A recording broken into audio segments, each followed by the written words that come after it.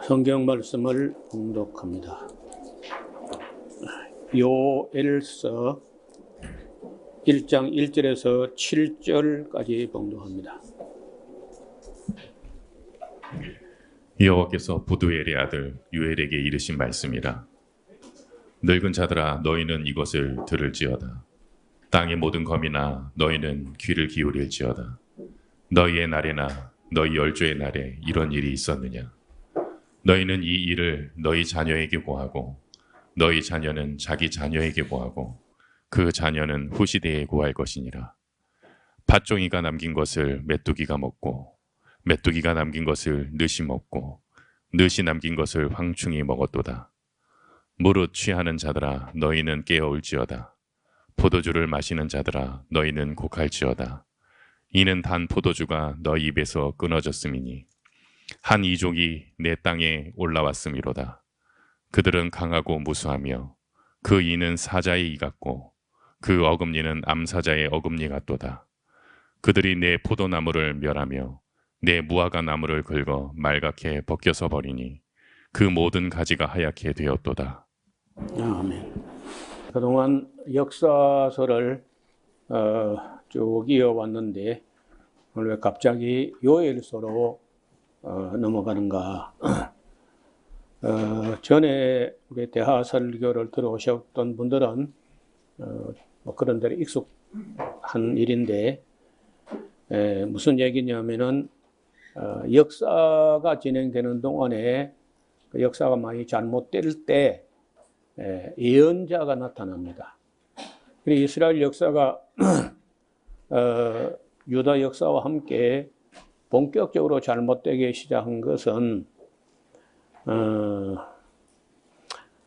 북왕국으로 하면은 아합과 이세벨 시대, 그 같은 시대가 남왕국으로 하면은 여호사밧, 여호람, 아하시야로 이어지는데 아시는 대로 여호사밧은 그런 대로 뭐 악한 사람은 아니니까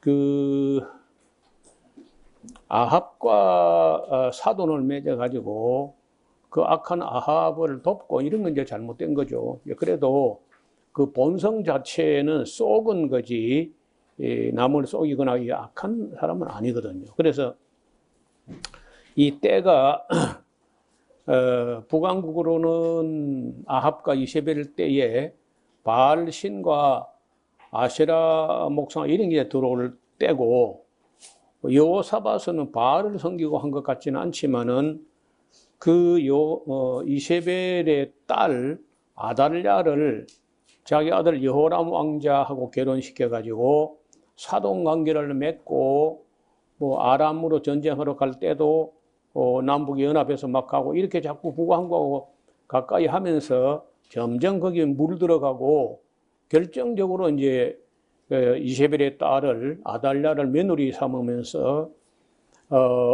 그때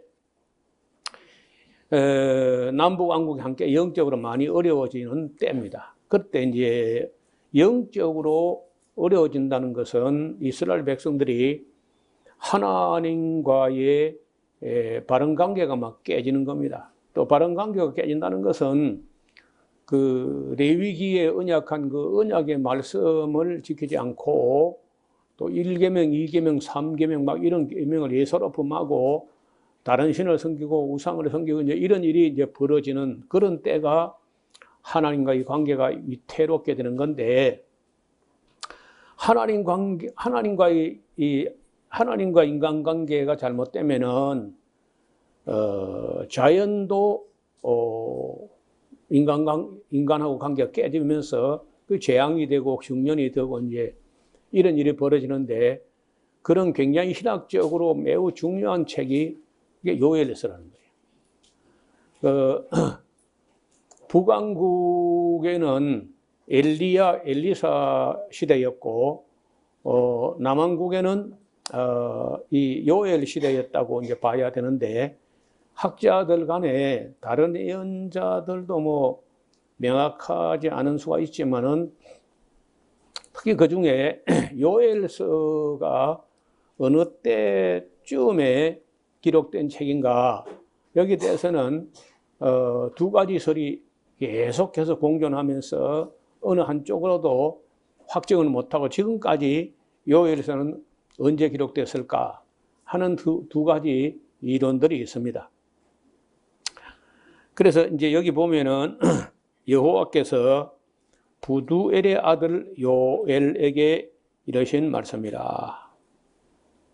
여기 부두엘의 아들은 왜 아무것도 없어요. 인적 사항이 뭐 어느 왕 때, 남왕국 어느 왕 때, 북왕 어느 왕 때 뭐 이런 말이 있으면 참 좋겠는데 이게 없음으로 해가지고 육하 원칙으로 이해할 때 제일 먼저가 언제부터 시작, 언제.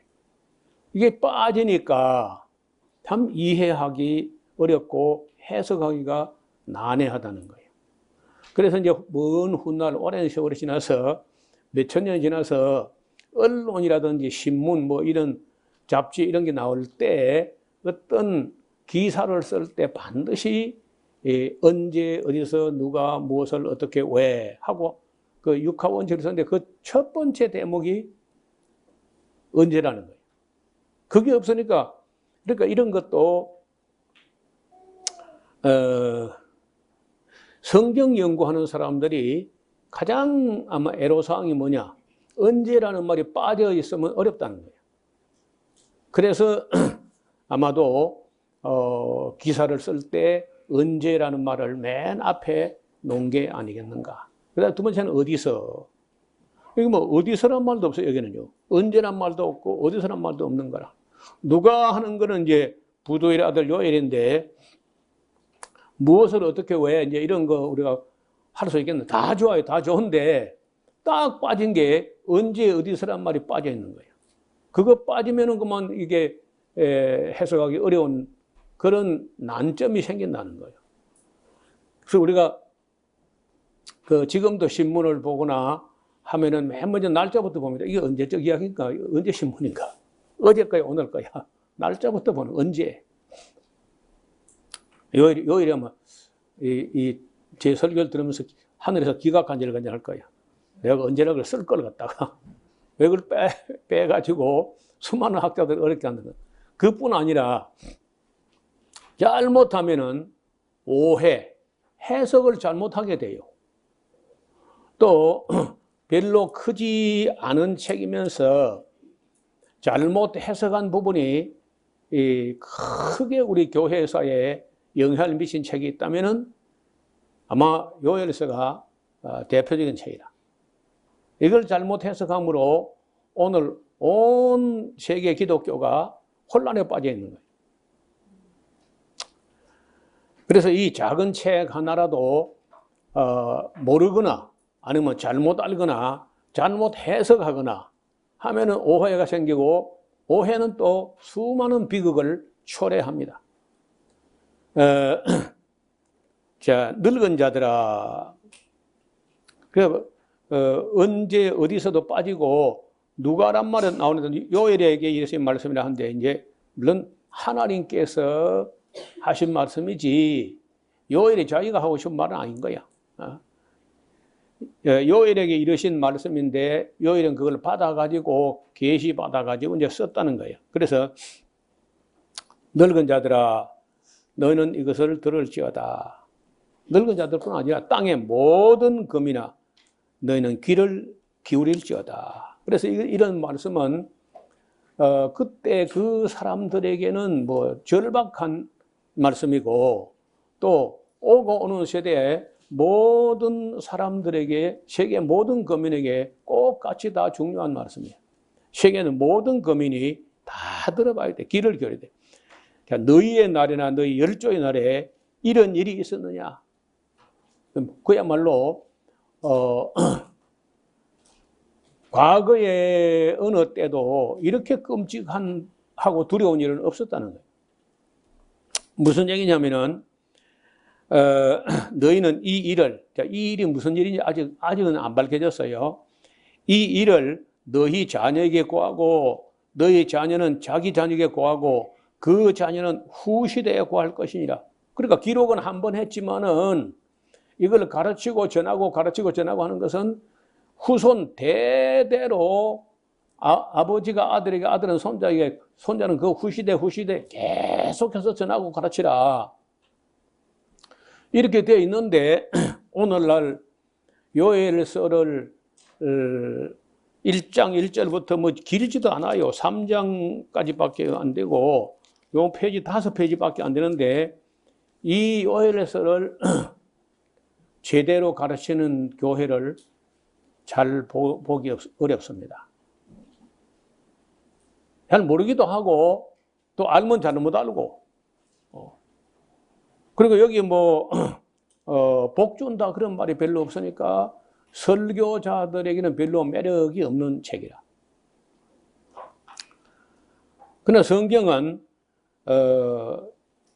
자녀에게 고하고 그 자는 자기 자녀에게, 그 자녀는 후시대 계속, 기록은 한 번이지만은 교육은 지속적으로 인류가 살아가는 날 동안에는 계속해서 가르치고 전하라는 말씀이 여기 기록되어 있다고.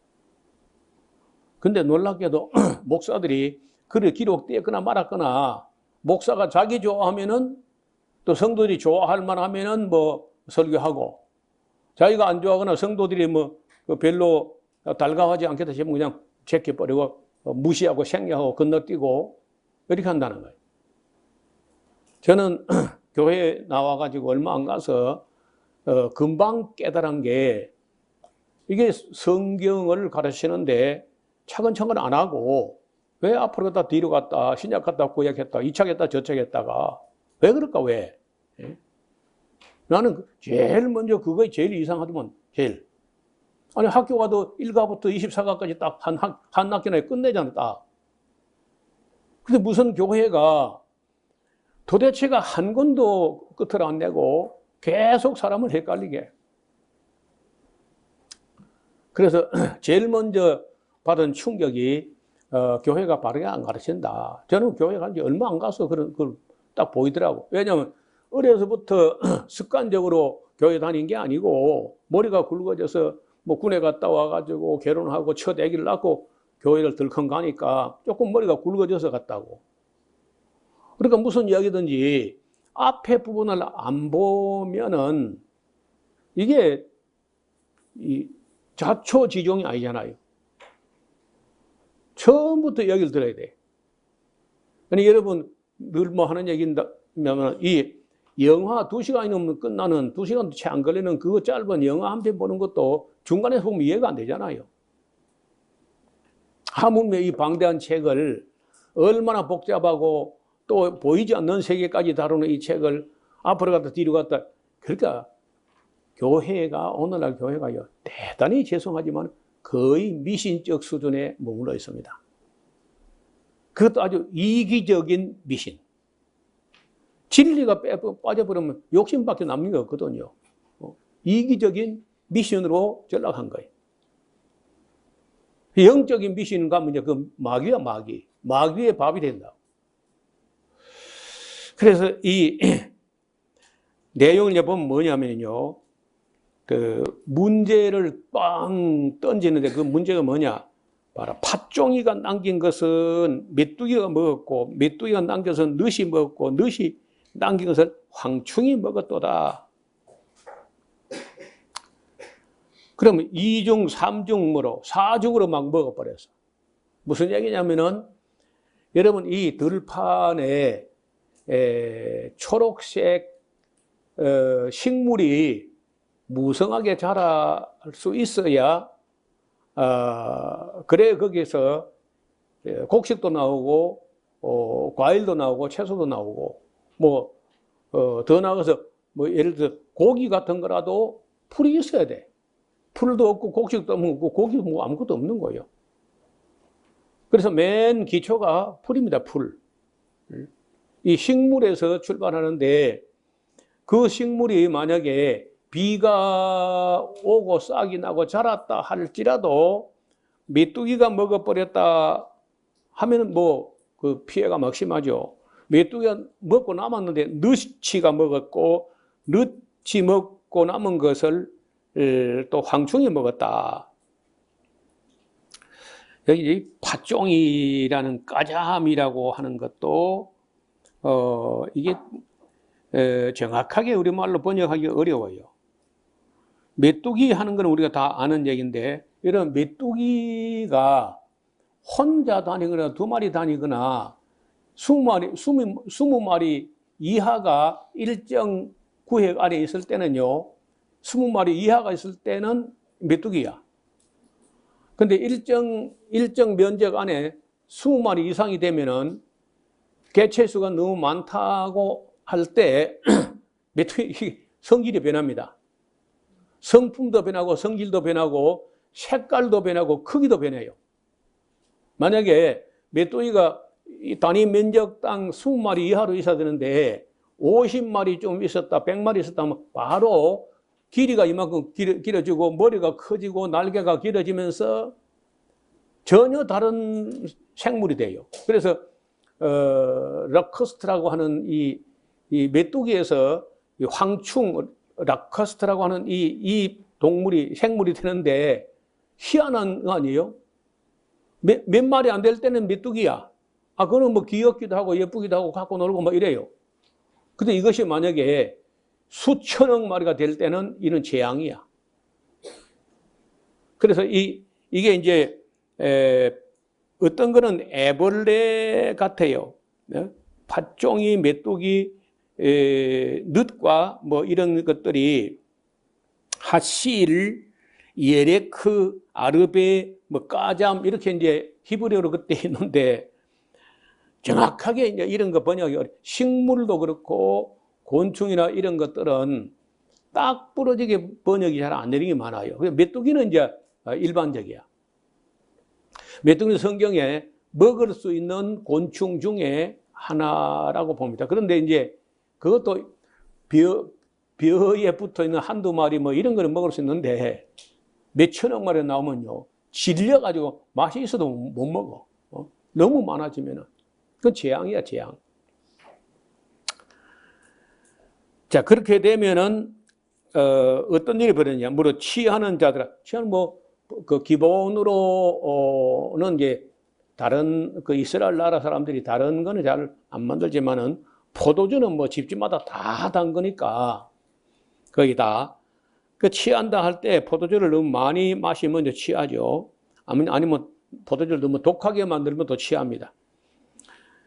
취하는 자들아 너희는 깨어 울어야 된다. 포도주를 마시는 자들아 너희는 곡을 해야 된다. 왜냐? 이는 단 포도주가 너희 입에서 끊어졌습니다. 포도나무 이파리를 글쎄요. 우리 집은 포도나무가 서너 그루인데 옆에 있는 알밤나무만 너무 커가지고 포도나무는 뭐 빛을 못 봐요. 그래서 뭐 포도 같은 포도를 갖다가 올해 한 10년 됐는데 한 송이도 제대로 못 따봤어요. 그래, 이 포도나무가 어디를 이사를 가야 되는가 지금 고민 중이에요. 근데 그래도 포도 이파리를 뭐 긁어 먹는 그런 벌레를 포도도 뭐 괜찮아서 제가 관심도 잘 안 두기도 하지만은 잘 모르겠는데 어떻든 이런 곤충 메뚜기 떼가 황충으로 변했을 때 숫자가 너무 많은 메뚜기가 아니고 황충이 되는데 이 황충은요 안 먹는 게 없고 못 먹는 게 없어. 닥치는 데도 안 먹어. 나중에 먹다가 웃으면 메뚜기 잡아먹어요. 그야말로 재앙이야. 그러니까 뭐 포도고 모르고 뭐 할 것 없이 이 황충이 됐을 때는 남아나는 게 없는 거예요. 한번 지나가고 나면은 완전히 그저 초록색이라고는 아무것도 없는, 심지어 그 포도나무 껍질까지도 다 갉아먹어 버려요. 그래서 나무가 하얗게 돼버린다는 거예요. 그러면은 인간도 얼굴이 질려서 하얗게 되는 거예요. 살아갈 길이 없으니까요. 무슨 얘기냐? 비유컨대 6절에 한 이족이 올라왔다. 한 이족, 이상한 족속, 한 다른 족속이 이 땅에 올라왔다고 하는데 그 이족이라는 것은 이 동물들을 의인화해서 마치 사람인 것처럼 이족이라고 그렇게 번역을 했습니다. 이 내 땅에 올라왔음이로다. 그들은 강하고 무수하며 메뚜기가 황충이 됐을 때는요, 굉장히 강하고 수가 뭐 몇천억 마리까지 온다는 거예요. 그 이는 사자의 이 같고 그 어금니는 암사자의 어금니 같도다. 여러분, 그 이빨이 사자의 이 같고 어금니는 암사자의 어금니 같도다 하면은요, 암사자의 어금니가 아닌 거죠. 같아. 뭐뭐 같아. 그럼 이런 뭐뭐 같다 하는 게 직유법이라 그래. 뭐는 뭐뭐이다 하면 은유법이고, 암사자의 어금니 같다 하면은 비유 중에서 직유법이야. 그들이 내 포도나무를 멸하며 무화과 나무를 긁어 말갛게 벗겨서 버리니. 무화과도 일반 곤충들은 그 잘 안 먹어요. 맛이 없는지 모르는지 잘 안 먹는데, 그래도 이 꽃매미 충인가 하는 이거는요, 무화과 가지들로부터 즙을 빨아먹어. 진액을. 이파리를 갉아먹는 건 아닌데, 진액을 빨아먹어버리면 무화과가 쪼그라져 버립니다. 여기 구석지에 한 나무 있는데, 거의 해마다 잘 못 먹어요.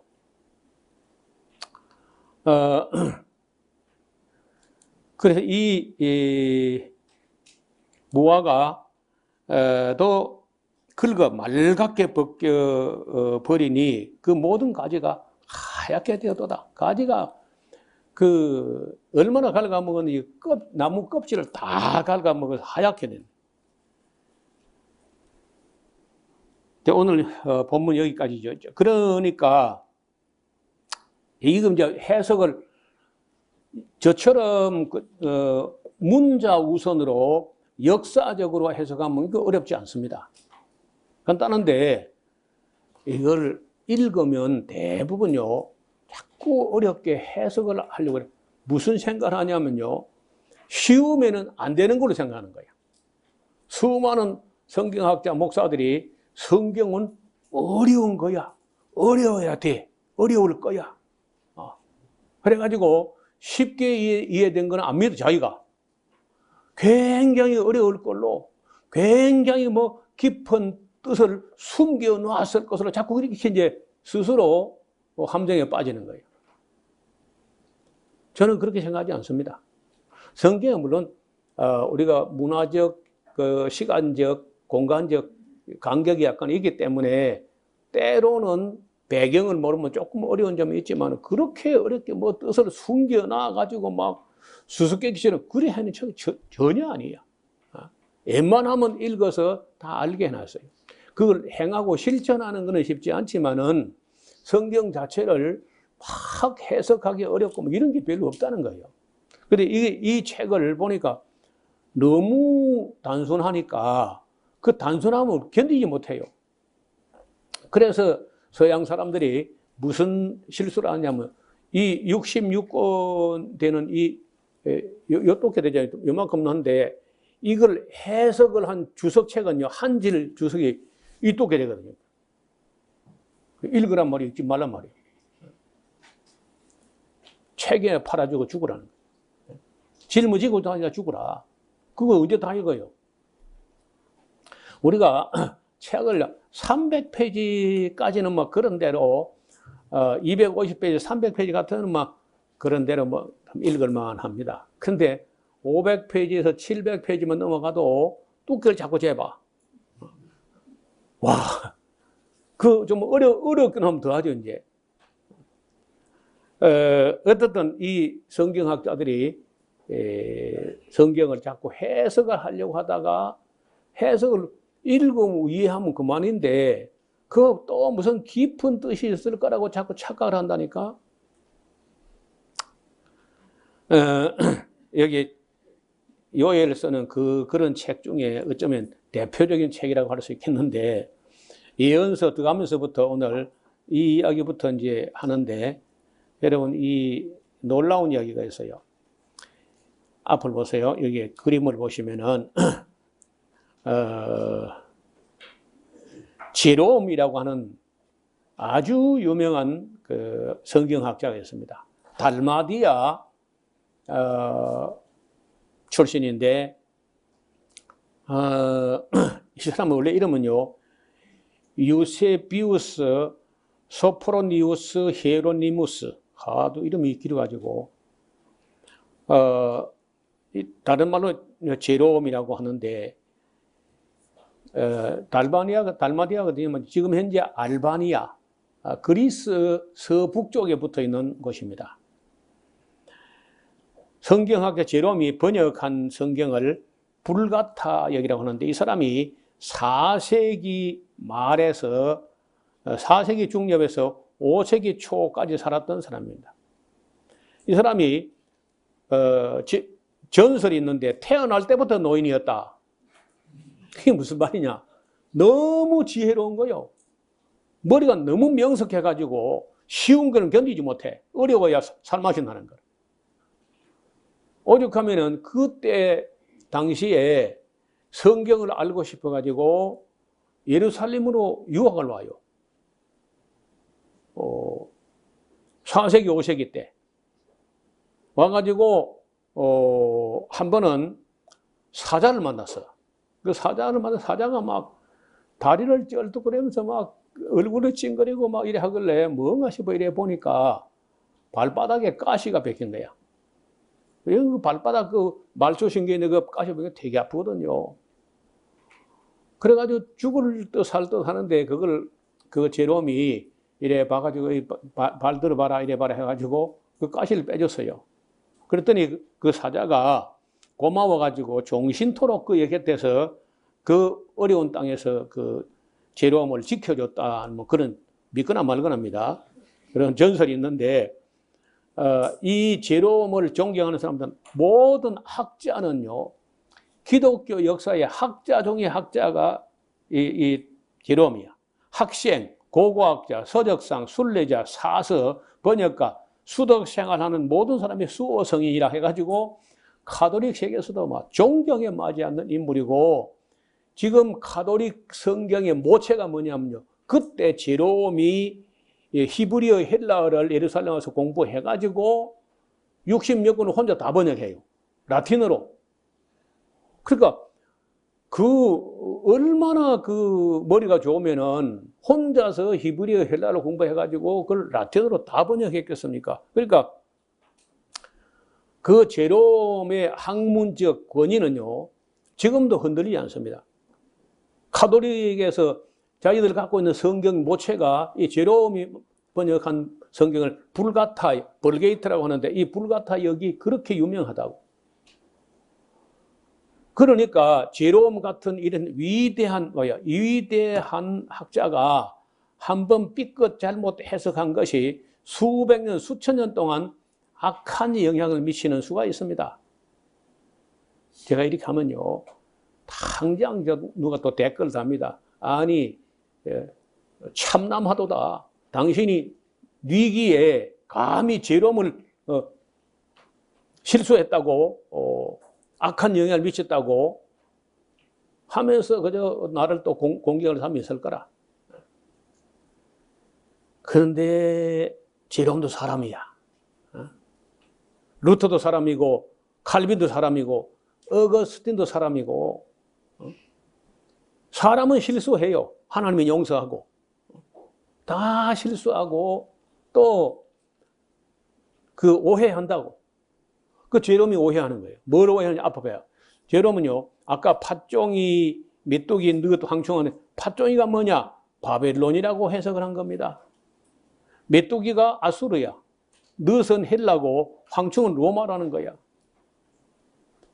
저거 뭐 그게 뭐 잘못됐냐? 뭐 그리 해석할 수 있는 거 아니야? 이렇게 하는 목사가 많아 지금도.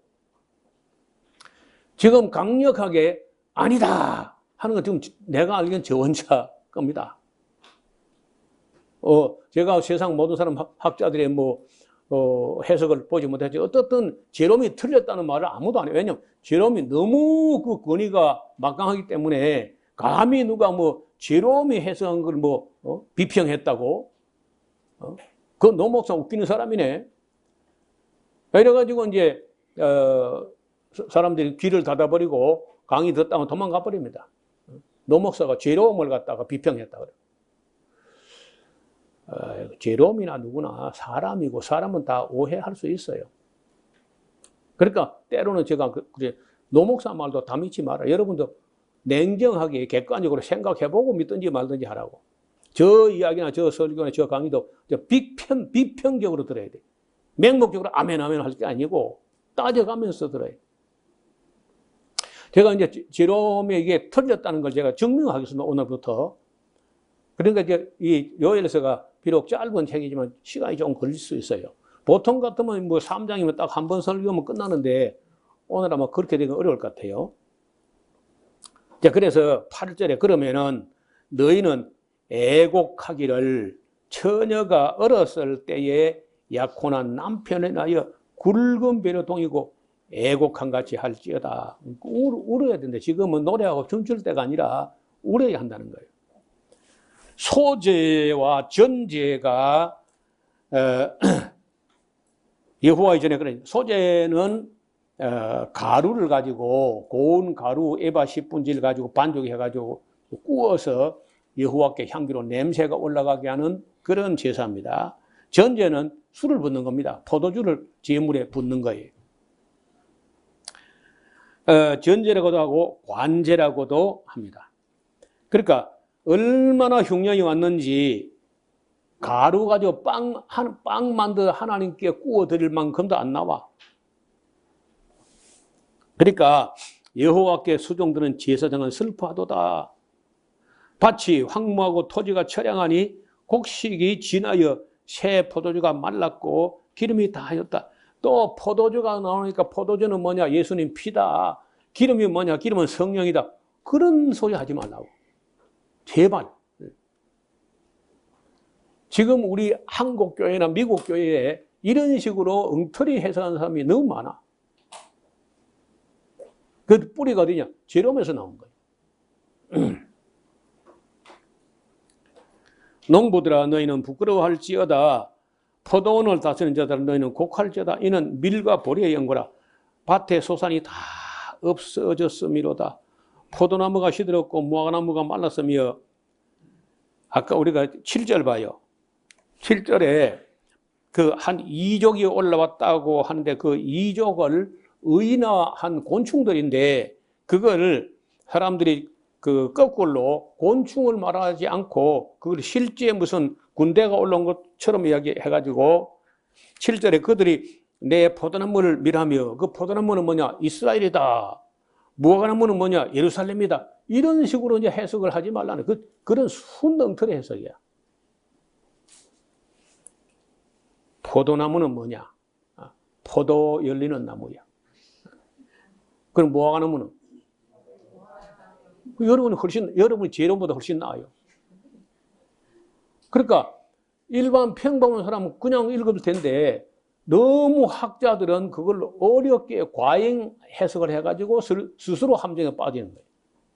아니, 여기 지금 있다가 그러면 석류나무도 나오는데 대추나무도 나오는데 그러면 이제 그건 곤란하네 그러면서 깨우뚱합니다. 어디 12절 봐요. 포도나무가 시들었고 무화과나무가 말랐으며 석류나무와 대추나무와 사과나무와 밑밭에 모든 나무가 다 시들었으니 이러므로 인간의 희락이 말랐도다. 그러니까 이거는요 그냥 문자대로 보면 됩니다. 문자대로. 근데 문자대로 보면 큰일 나죠. 지금 대한예수교장로회 통합측 총회가 노 목사가 성경을 문자대로 본다는 거야. 그럼 너는 여백을 보나? 나는 검은 거를 문자로 본다. 여러분도 우습죠? 나는 웃어가서 밥 먹다 밥이 튀나온다. 저런 멍청한 것들이 참. 그래, 뭐, 내가 뭐, 총회장이니 무슨 뭐, 한심한 친구들 같아요.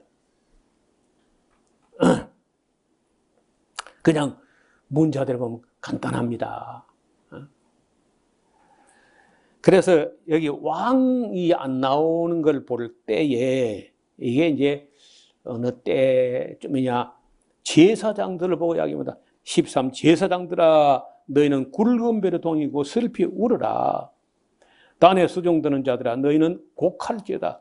내 하나님께 수종드는 자들아 너희는 와서 굵은 배로 입고 밤이 맞도록 누울지어다. 이는 소제와 전제를 너희 하나님 전에 드리지 못하면 얼마나 흉년이 들었는지 하나님께 제물을 내지도 못해요. 그 정도로 심각해졌다. 자, 이게 언제 적이냐 하면은 엘리야 때 남왕국, 북왕국에 뭐 다 흉년이 들었을 텐데, 그래 북왕국에서는 엘리야가, 남왕국에서는 요엘이 이야기인데 꼭 같은 시대지만은 내용 말하는 조금 달라요. 그리고 이 요엘은 이렇게 이제 저처럼 해석을 하게 되면은 요엘이야말로 문서 예언자 중에 초기 예언자예요. 문서 예언자. 그 말로 능력으로 이적으로 표적으로 사역하는 예언자가 있고 말로도 하지만은 문서로 남긴 예언자를 문서 예언자라고 하는데 문서 예언자 중에 제일 먼저 오늘 이렇게 만난 게 요엘 선자예요. 그러니까 이봐요. 요엘 하는 말은요. 여호와는 엘로힘, 여호와는 하나님이다. 여호와가 하나님이다. 이렇게 하는 말이고 북왕국의 엘리야는요. 나의 하나님은 여호와시다. 그 말이에요. 그렇죠? 여호와가 엘로힘이다. 여호와가 하나님이다 하는 것과 하고 나의 하나님은 여호와시다. 그 말이지. 근데 말을 순서를 바꿈으로 해가지고 하나는 엘리야가 되고 하나는 요엘이 되는 거예요. 똑같아요. 내용은요. 그래서 왜 이런 예언자가 자기 이름을 이렇게 달고 나왔느냐 하면은 지금 북왕국이나 남왕국이 북왕국 먼저 이세벨이 들어오면서 바알 종교 아세라 목상을 하나님이라고 섬기는 거야. 그 영향을 받아가지고 그 이세벨의 사위가 된 남쪽의 여호사밧의 아들 여호람도 꼭 같이 할 거 아니야. 아달랴하고 함께. 그러니까 그때에 꼭 필요한 메시지가 뭐냐면 바알이 하나님이 아니라 이것더라. 아세라가 하나님이 아니라고. 여호와가 하나님이야. 그 엘리야가 했다. 나의 하나님은 여호와시다. 그래서 그 시대의 메시지하고 그때 그 처한 정황이 인간들이 하나님을 대적하거나 대적까지는 안 할지라도 하나님과 맺은 언약을 배반하게 되면은 땅도 너희를 배반해가지고 반찬되던 메뚜기가 재앙이 된다는 거예요.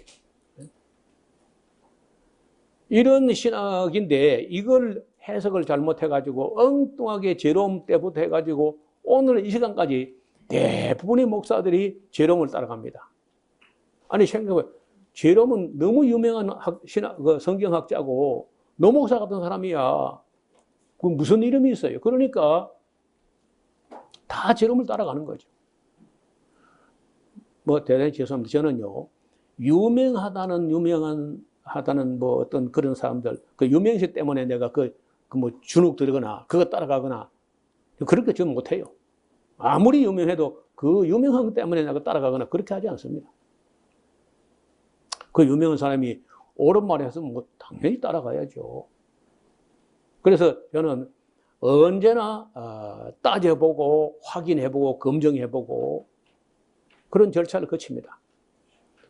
이 이야기를 여기 왔던 목사가 제가 알고 있기는 아마 성결교단 목사인데 그 사람들은 전부 제롬이 하던 이 해석을 믿고 그래 하거든요. 그래가지고 이제 제가 이 요엘을 쓰면서 굉장히 기분 나빠가지고 씩씩거리면서 집에 갔는데 가만 앞뒤 감정 다 가라앉고 앞뒤 문장 문맥을 다 검증하니까 깜짝 놀랄 정도로 자기들이 잘못 봤고 제롬이 틀렸고 노목사 말이 맞더라는 거예요. 그 이분이 큰 충격을 받아가지고 그때부터 자기가 배운 거 전부 내려놓고 새로 해가지고 에스라에서 강사가 됐잖아요. 그러니까 성경을 오해하기 십상이라 예수님도 너희가 성경도 하나님 능력도 알지 못하는 거로 오해함이 아니냐. 제가 은퇴 직전에 그리스도인의 오해와 진실 책이 한 800페이지 될 겁니다. 오해와 얼마나 많은 걸 잘못 빼. 그래서 제가 책을 좀 가볍게 너무 두꺼우니까 사람들이 안 읽을 것 같아요. 그래서 한 300페이지 해가지고 잘못 배운 기독교 이렇게 쉽게 오해와 진실하니까 너무 두리뭉실해가지고 너무 먼데 이게 잘못 배웠다. 너무 많은 걸 잘못 배웠다. 그래서 교회가 잘 안 되고 있는 거는요, 잘못 배웠다는 거예요. 왜 잘못 배우냐? 잘못 가르치니까. 왜 잘못 가르쳐? 잘못 해석을 하니까. 오해 때문에 그래, 오해. 자, 조금만 더 보겠습니다. 너희는 금식일을 정하고 성회를 선포하여 장로들과 이 땅 모든 거민을 너희 하나님 여호와의 전으로 몰수히 모으고 여호와께 부르짖을 지어다. 뭐 이럴 때는 정말 부르기만 할 게 아니라 부르짖어야 될지 몰라요. 오호라 그날이여 여호와의 날이 가까웠나니 곧 멸망같이 오호라 그날이여 여호와의 날 하는 여호와의 날과 줄을 거 봐요. 여호와의 날이라는 여기 요엘이 말하는 여호와의 날은 뭐냐? 꼭 시험에 나오기 좋은 문제죠. 심판의 날입니다. 곧 멸망같이 전능자에게서 이르리로다. 식물이 우리 목전에서 끊어지지 아니했느냐? 기쁨과 즐거움이 우리 하나님의 전에 끊어지지 아니했느냐? 씨가 흙덩이 아래 썩어졌고 창고가 비었고 곡간이 무너졌으니 이는 곡식이 시들었음이로다. 생축이 탄식하고 소떼가 민망해하니 이는 꼴이 없음이라. 양떼도 피곤하도다. 여호와여 내가 주께 부르짖으오니 불이 거친 들의 풀을 살라버렸고 불꽃이 밭의 모든 나무를 살랐음이니라. 들짐승도 주를 향하여 헐떡거리오니 시내가 다 말랐고 들의 풀이 불에 탔음이니라. 여러분 봐요. 지금 하와이에 뭐 불이 나가지고 뭐 한 80명 정도 죽었다는 것 같아요. 이 시대가 어느 시대인데 사람이 불에 타 죽고 그래. 그런데 지금 그리스도 불이 나고 카나다 불이 나고 미국 서부에 불이 나고 하는데 왜 그렇게 불이 나느냐? 미국의 캘리포니아의 그 데스밸리라고 하는 그 밸리는요 54도까지 올라갔어. 역사적 기록이 56도까지 올라간 적이 있었는데 지금 올해 54도까지 올라갔다는데, 그러면 식물이 선인장이 바짝 말라버리더라고. 선인장은요 낮엔 잡니다. 너무 더워서. 원래 밤에 이제 활동하는데 밤에도 35도 이리 넘어가니까 선인장이 그냥 말라 죽어버려. 이렇게 이제 마르고 바짝 말랐을 때 불이 나버리면요 다 타버리는 거예요.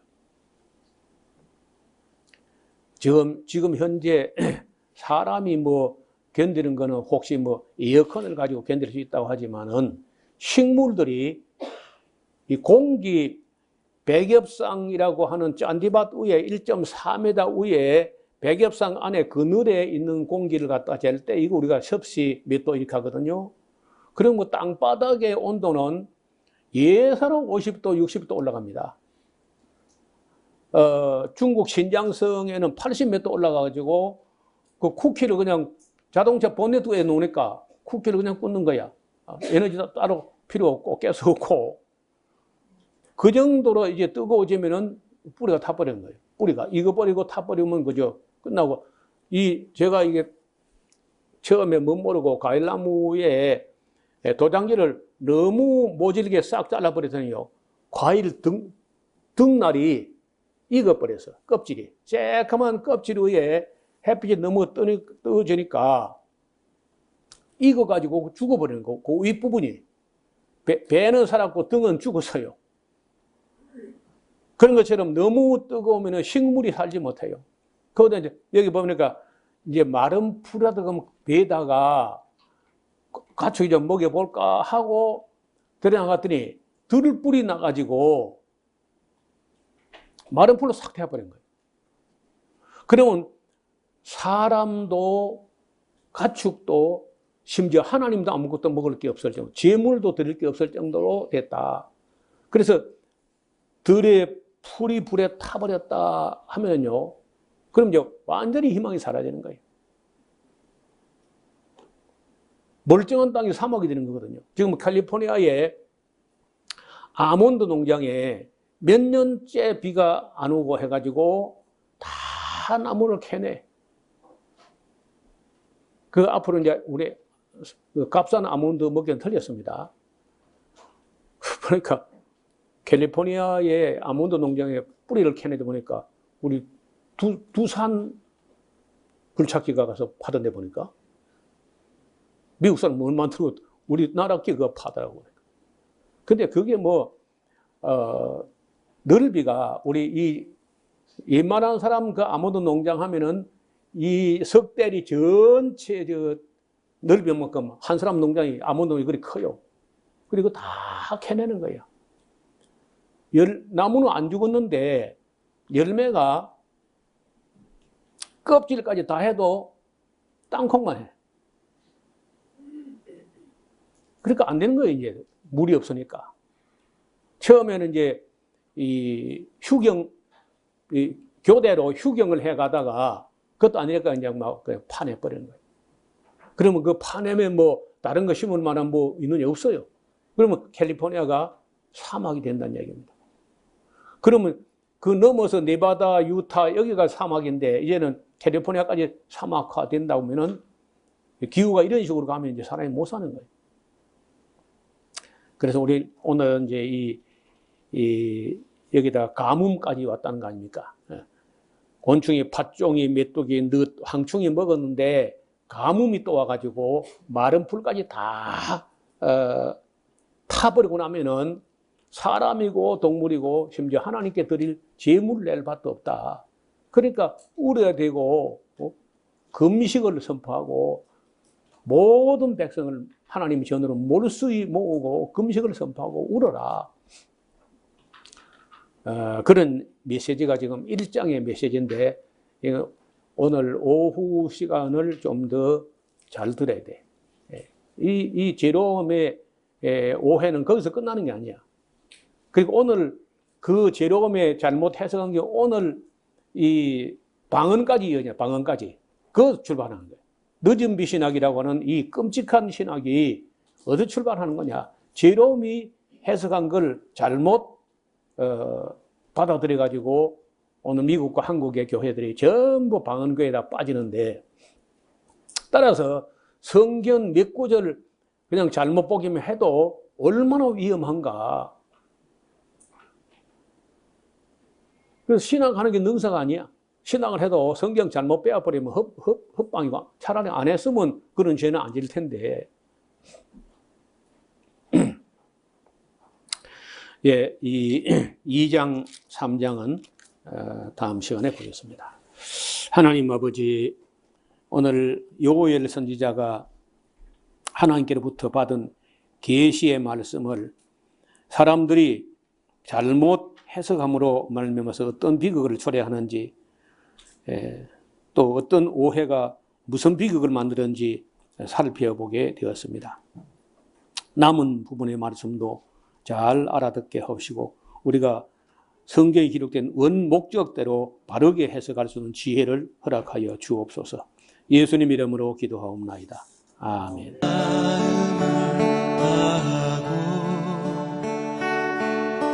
성품을 다하고 힘을 다하여서 여호와를 사랑하라.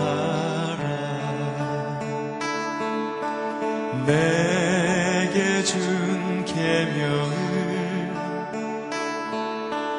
마음에 새기고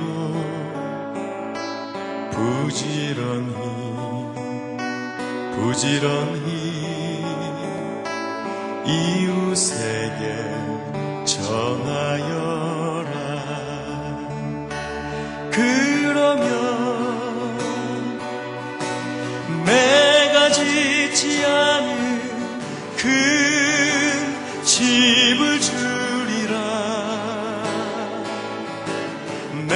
내가 심지 않은 과실을 먹게 하리라.